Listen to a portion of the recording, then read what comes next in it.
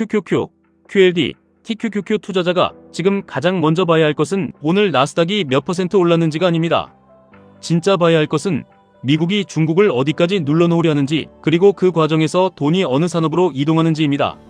지금 시장은 단순한 상승장도 아니고 단순한 조정장도 아닙니다.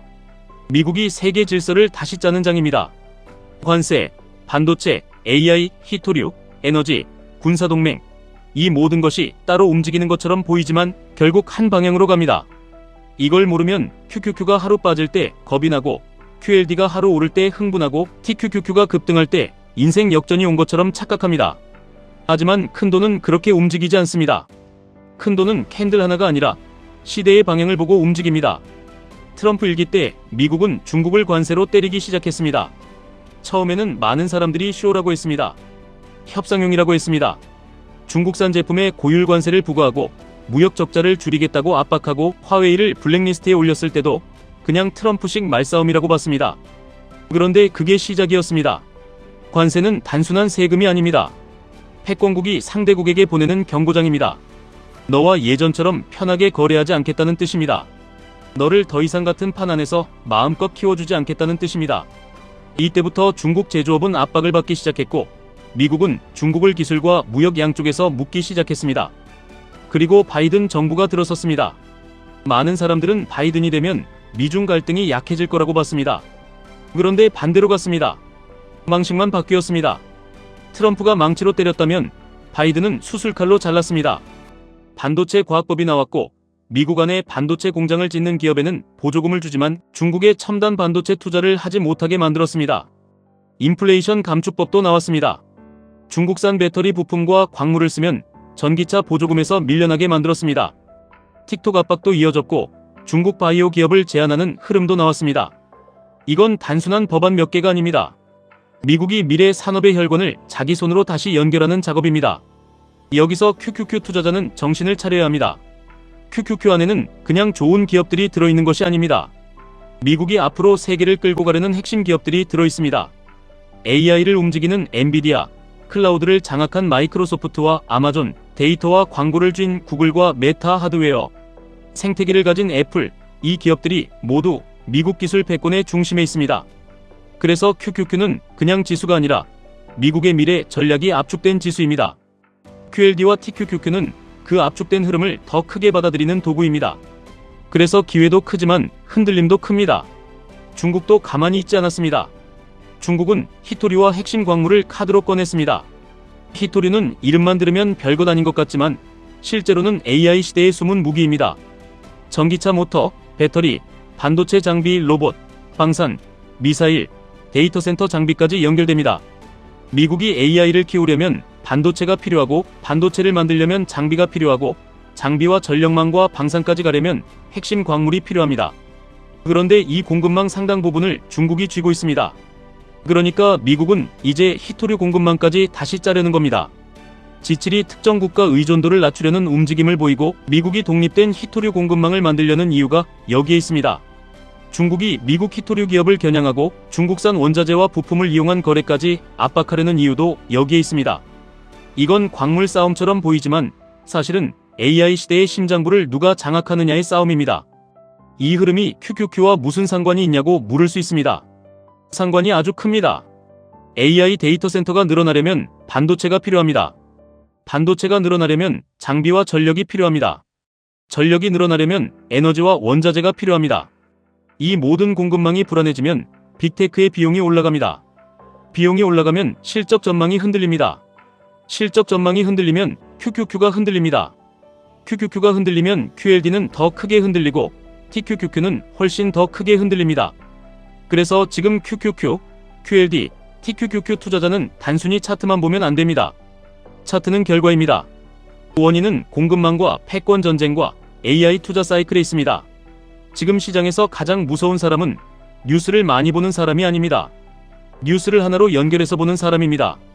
관세가 나오면 중국 압박이 계속되는구나. 반도체 보조금이 나오면 미국 안으로 공장을 끌어들이는구나. 히토류 뉴스가 나오면 AI와 방산 공급망을 지키려는 싸움이구나. 유가가 흔들리면 에너지 질서가 다시 움직이는구나. 이렇게 연결해야 합니다.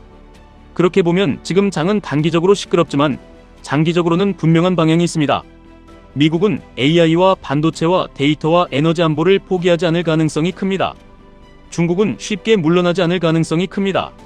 그러면 시장은 앞으로도 계속 흔들릴 수밖에 없습니다.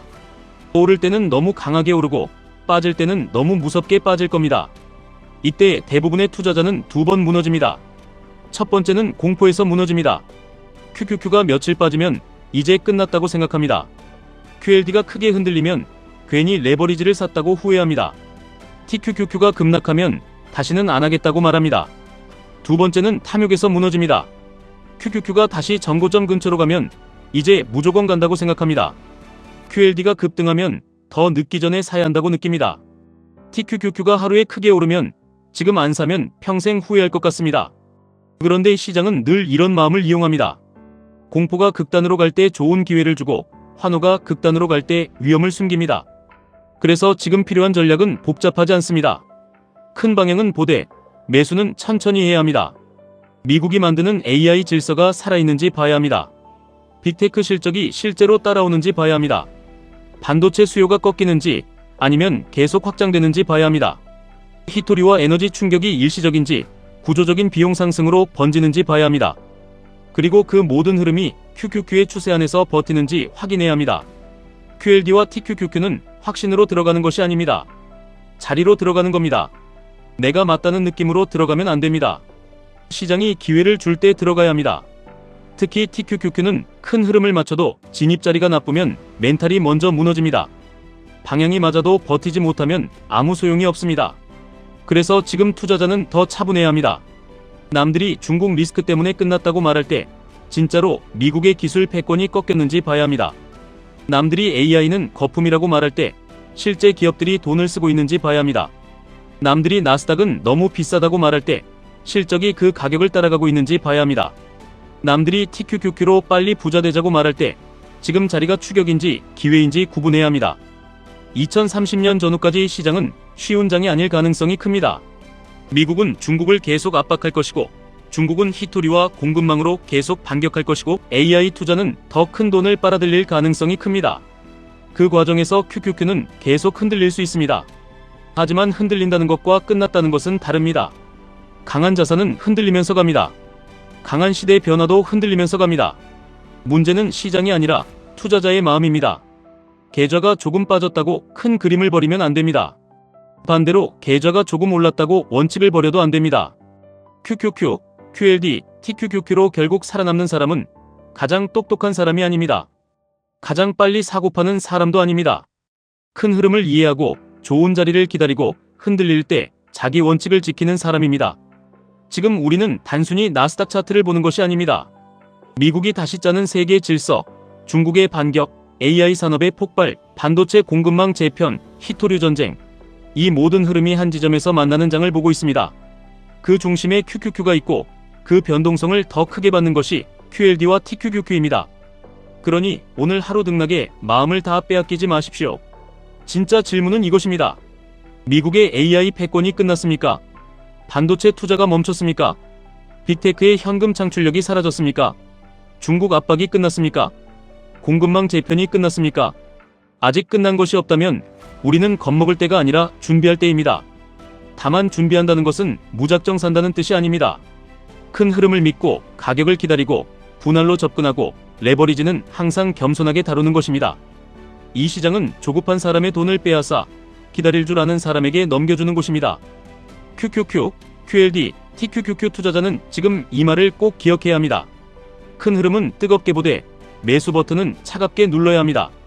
지금까지 1분 투자 하이젠버그였습니다.